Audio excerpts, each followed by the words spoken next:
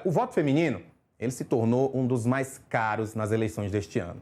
Mas os esforços dos principais candidatos à presidência para inserir as mulheres nos seus programas ainda são pequenos diante da força desse eleitorado. Isso não muda mesmo entre aquelas que conseguem ser eleitas. Uma pesquisa da rede A Ponte revela a dimensão da violência política de gênero e raça enfrentada por mulheres negras que ocupam cargos eletivos aqui no Brasil. O levantamento mostra que esse tipo de violência não acontece apenas durante as eleições, mas também dentro dos próprios mandatos. Para falar sobre esses dados e o que eles revelam sobre a participação das mulheres negras na política, a gente conversa agora com Amanda Albuquerque, que é diretora executiva da Rede A Ponte, e junto comigo também estará a repórter Alessandra Ferreira, da nossa equipe em São Paulo. Muito boa tarde, Alessandra, muito boa tarde. Vou começar perguntando o seguinte: esse relatório parte de uma constatação que é muito forte. 8 em cada 10 vereadoras negras entrevistadas, elas relataram ter sofrido violência política de gênero e raça. E aí eu queria saber o que exatamente a pesquisa considera violência política e que tipo de situações estão por trás desse número. Boa tarde, prazer estar aqui com vocês. É muito importante falar desse assunto agora em véspera de eleição, porque a gente entende que a violência realmente chega dentro dos mandatos e afeta a participação e a decisão das mulheres de continuar na política, né? Então, quando a gente fala de violência política, acho que é importante entender que a gente está falando não apenas de uma mulher, mas de uma mulher que está ocupando um cargo de poder e de liderança e que foi eleita pela população para estar naquele local, né? Tem vários tipos de violência que essa mulher sofre. A gente tem um caso extremo, de como foi de Marielle Franco, que foi o feminicídio, até coisas mais de ameaça, e chegando a um nível um pouco mais sutil, que para a gente é central também, que é corte de microfones com muito mais frequência do que acontece com os homens, que é a falta de acesso a espaços de poder e decisão, como presidência de câmaras, presidência da mesa diretora dentro da Casa Legislativa, e, em vários momentos também, exclusão de espaços de decisão. A gente entende que perceber todas essas formas de violência é essencial para encarar o problema, né? Então, a gente tem muita violência que acontece também usando artefatos jurídicos. Quando uma parlamentar é cassada, tem vários pedidos de cassação contra essa parlamentar sem nenhum embasamento técnico de fato, mas que desvia a energia dela dentro do parlamento para ela ter que se defender por um ataque político em última instância. Então, isso também é uma forma de violência política. A violência política aqui não é só uma coisa física, é de fato afastar as mulheres do poder, do direito delas de encarar e ocupar espaço de poder. Amanda, pergunta aqui de São Paulo, né? Primeiro, boa tarde a você, a Rafa, obrigada pela entrevista. Eu queria que você fale, então, como a gente vê esse impacto, né? Essa violência que não acontece só necessariamente nesse caso extremo, como você citou da Marielle, mas de parlamentar mesmo. Que tipo de reflexo isso pode trazer para as políticas que a gente vê sendo implementadas nas cidades, enfim, como que isso pode afetar qualquer tipo de pauta que venha a ser discutida em meio a esses espaços? Então, a gente tem que estar pensando que a gente vive numa democracia, que as pessoas foram eleitas para estar ali representando um grupo. Se uma pessoa é eleita por um grupo e ela perde o direito de protocolar um projeto de lei, de fazer uma votação no orçamento, de ocupar uma presidência, decidir quais vão ser as políticas públicas implementadas naquele território, naquele município, naquele estado, parte da população está perdendo o poder desse líder, né? Essa liderança foi eleita para implementar e defender essa população e ela não consegue. Então, a gente tem relatos de diversos parlamentares que acabam optando por não levantar e seguir com as bandeiras que elas gostariam. Elas simplesmente optam por não protocolar mais um projeto de lei, porque ela teve outros 20 projetos de leis que foram barrados, foram julgados como inconstitucional, sendo que não é. A gente tem toda uma análise técnica desse projeto de lei, a gente sabe que não é inconstitucional. Então, os parlamentares da casa, muitas vezes, se aglomeram para fazer ataques a uma parlamentar, que muitas vezes é a única mulher da Casa Legislativa. Quando a gente está falando das mulheres negras, muitas vezes é a primeira mulher negra a ocupar aquela cadeira, e ela perde o direito de exercer o seu espaço, o seu poder para lutar por políticas públicas para a população que foi eleita. Infelizmente, no caso extremo, muitas acabam optando por sair da política. A gente tem relato de vários parlamentares, a gente já trabalhou com os dados do TSE para mergulhar nisso, e a gente vê que a cada 10 mulheres que entram na política, apenas 4 ficam para um segundo mandato. Então, a gente está falando de um balde furado, que a gente está tentando colocar mulheres para dentro da política e elas não estão ficando. Realmente é um lugar que para elas é muito hostil. Importante você ter falado isso, Amanda, porque um dos dados da pesquisa é exatamente que 73% das parlamentares que sofreram violência, elas não denunciaram. Eu queria saber o que é que a pesquisa revela sobre esse medo, né, de retaliação, essa falta de confiança nas instituições, essa sensação de que a denúncia pode piorar a situação. O que é que elas relatam? Olha, a gente tem caso de algumas parlamentares que optaram por denunciar e, infelizmente, é muito triste dizer isso, mas elas se arrependeram de ir atrás da denúncia, porque elas colocaram muita energia, acreditaram que o sistema de justiça ia estar do lado dela, que elas iam conseguir que os agressores fossem punidos de alguma forma. Isso não aconteceu e, na verdade, aconteceu o que a gente chama de revitimização, quando o resultado no processo judicial é usado contra a vítima novamente. Então, a gente está num lugar que realmente, hoje em dia, do jeito que as instituições estão colocadas, o incentivo é que a vereadora ou parlamentar não faça denúncia. O que é horrível, porque a gente acaba tendo um lugar de subnotificação, a gente não sabe o tamanho do problema. E aqui é importante trazer para quem não está escutando que a gente faz uma analogia muito clara entre o que hoje é a violência política e o que ainda é, né, a violência contra a mulher. Mas hoje a gente tem 20 anos da Lei Maria da Penha que permite que exista uma delegacia para a mulher, que as mulheres, quando sofrem algum ataque, alguma ameaça, elas têm para onde ir e receber um atendimento especializado. Isso não acontece em violência política. Então, a gente está no momento que, imagine há 30 anos atrás, quando uma mulher ia fazer um relato, que o marido tinha batido nela. Ela chegava para falar com o delegado falava, isso não é problema do poder público, isso é problema seu da sua casa, isso é coisa do seu casamento. E hoje em dia, aqui a gente tem um pouco a violência política.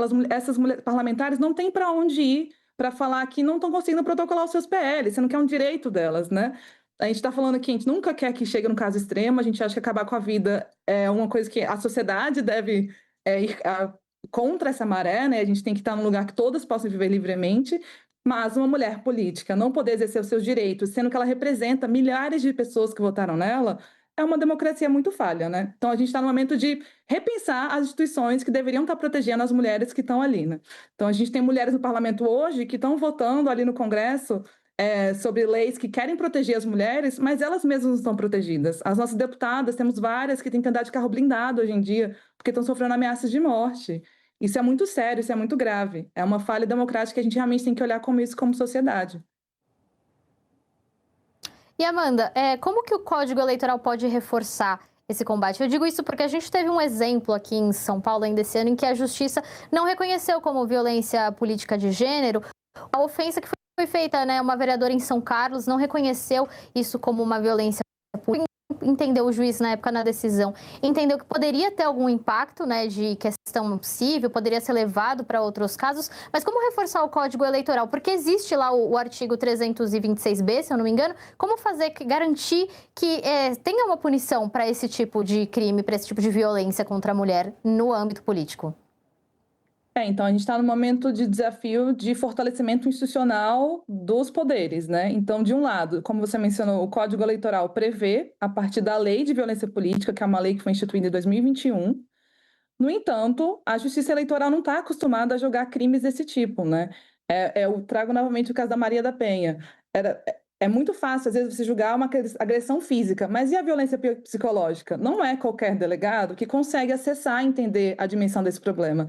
E a violência política passa por isso. Muitos servidores do sistema de justiça eleitoral não estão acostumados, não estão letrados para lidar com esse tipo de caso. Eles simplesmente não entendem o problema, eles não sabem o que é.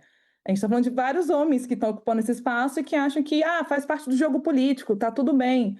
Não está tudo bem uma parlamentar não poder protocolar um projeto de lei. Isso não é normal, isso não pode ser parte do jogo político, ela está restrita dos seus direitos, né? Então, acho que a gente está num momento de diálogo mesmo com as instituições. A gente aqui, como sociedade civil, sendo uma organização que atua nessa pauta de forma nacional, estamos dialogando com o TSE, por exemplo, para pensar novas formas de garantir que o sistema eleitoral consiga implementar a lei que já existe, né? Então, a gente está bem nesse desafio, novamente fazendo essa analogia com a Maria da Penha. Assim que a Maria da Penha foi passada, demorou anos para a gente conseguir implementar uma delegacia de mulher em diversos territórios. Então, a gente está nesse processo de aprendizado. Como é que a gente implementa uma lei que já está aí, já fala, reconhece que é um problema, a violência política de gênero e raça, mas como é que isso de fato vira punição? E aí, é um esforço coletivo e uma vontade política, em última instância, dentro dos órgãos maiores, né? Então, de fato, os ministros do TSE têm que entender que isso é uma bandeira importante para eles e que a democracia não vai avançar se eles não cobrarem isso dos sistemas, né?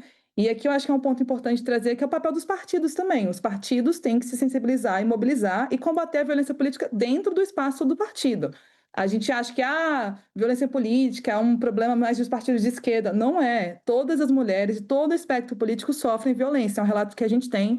A gente trabalha com mulheres de mais de 20 partidos distintos em todo o Brasil e todas sofrem violência. Então, de fato, os partidos ainda não conseguem se responsabilizar, nenhum deles tem um mecanismo, e as parlamentares ficam muito vulneráveis, porque elas não têm como fazer caso frente aos seus partidos, elas vão sofrer ainda mais isolamento político se elas fizerem isso. A gente está num lugar que realmente a sociedade precisa se envolver com esse assunto e entender a urgência de combater esse tipo de prática para fortalecer o nosso país, né, e as nossas instituições. Outro ponto que me desperta interesse é esse que você citou, que é dos partidos, porque a pesquisa também mostra que em 35%, 34% dos casos, o agressor é um colega do próprio partido. E isso meio que muda a compreensão do que a gente tem, né, sobre violência política, porque muitas vezes a gente se associa só ao adversário, a pessoa que pensa diferente. E aí eu queria entender por que essa violência acontece dentro dessas relações que, em tese, deveriam ser de apoio e de proteção para essa mulher que está sendo parlamentar.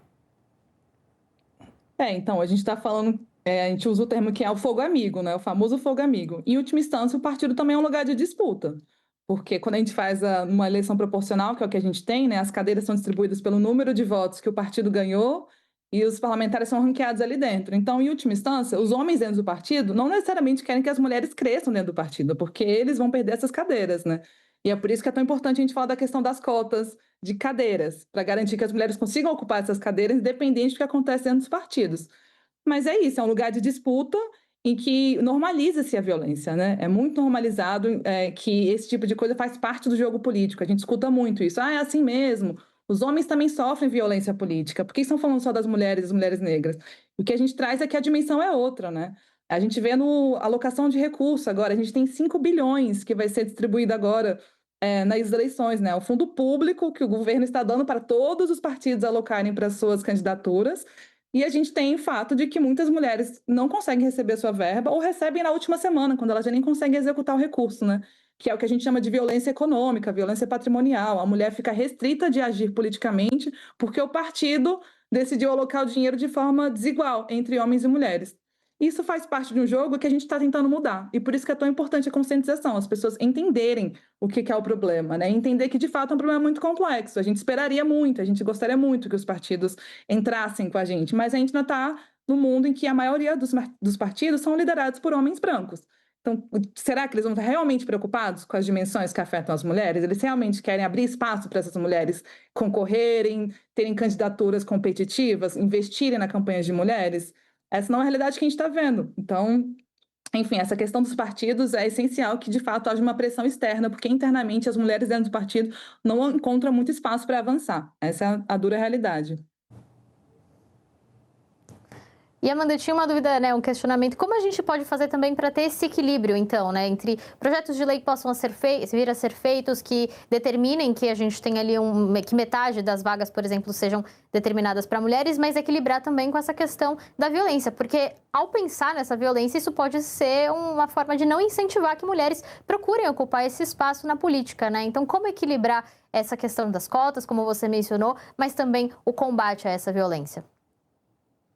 Eu acho que tem muita mulher querendo ocupar esse espaço de liderança, porque a gente entende que, de fato, os problemas sociais que a gente vive hoje são enormes e é impossível ganhar e vencer eles se não entrar na política, né?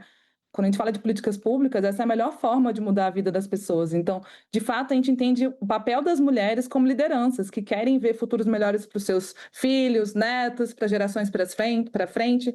Então, de fato, a gente entende que elas querem estar, as mulheres querem estar. Tem muita mulher que quer entrar para a política, eu não acho que seja problema. A questão é que elas não estão permanecendo. E aí esse é o desafio, né? Colocar as mulheres lá sem garantir um espaço seguro é continuar, como eu falei, com o balde furado. As mulheres ainda desistem de continuar no seu segundo mandato. Isso a gente vê agora, nessa eleição. É só pegar os dados do TSE, tem muita mulher que não está decidindo concorrer à sua reeleição. Elas falam, eu não aguento mais, estou sofrendo muita violência. A gente tem parlamentares na nossa rede que tiveram que mudar de casa, estão pensando em mudar de cidade, de tanta violência, perseguição que elas já sofrem, num nível muito extremado.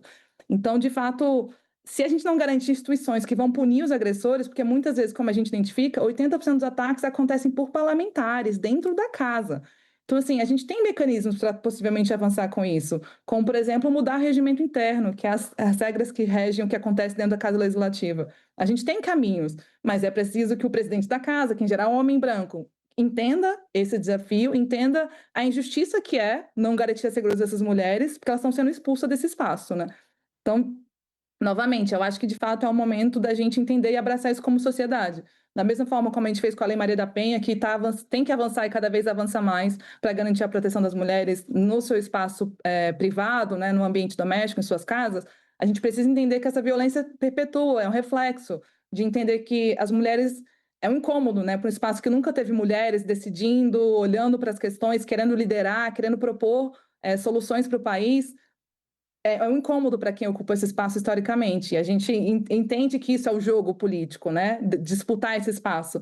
Mas como é que a gente, de fato, consegue garantir que isso é um jogo justo, que as regras estão valendo para todo mundo?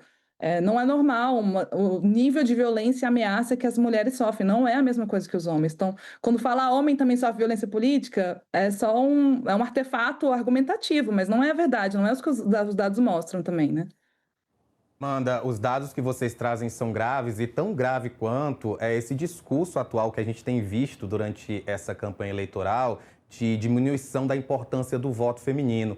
E aí eu queria tentar entender como vocês, como organização, e não só como organização, mas como você, como mulher que vota, a gente pode estimular esse voto e lembrar que mesmo aquelas que não concorrem a cargos políticos, elas podem participar de políticas públicas a partir do momento desse voto e tentar silenciar essa retórica triste de tentar diminuir a importância do voto feminino.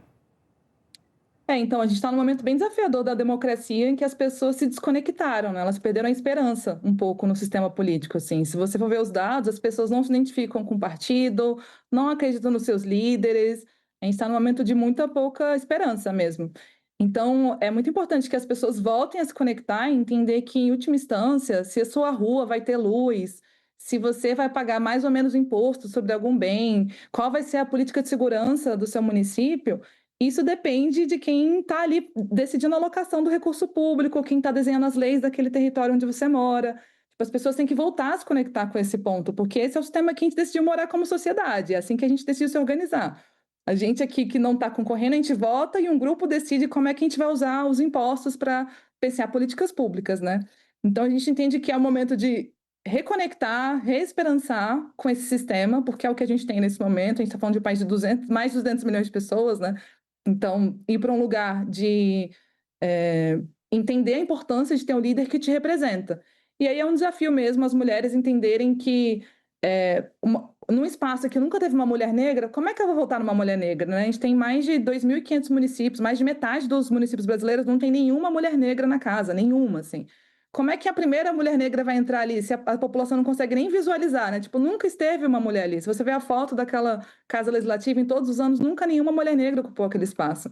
Como é que a população consegue criar esse imaginário mesmo? Não, é possível pensar um outro formato. Essas mulheres vêm com outras vivências, elas têm outra coisa para acrescentar aqui nesse espaço, né? Então, de novo, acho que é um processo de aprendizado mesmo, coletivo, da importância de ter representatividade, que é o termo que a gente usa, né? Que não é normal num país com mais de 50% de mulheres, 25% de mulheres negras, a gente ter 2% de mulheres negras no Senado. É assim, como essa conta não está fechando em termos de justiça mesmo. Quem está podendo ocupar o poder? Se a gente está falando de uma democracia em última instância. Então, é uma democracia muito falha e eu acho que é essencial as pessoas voltarem a se conectar.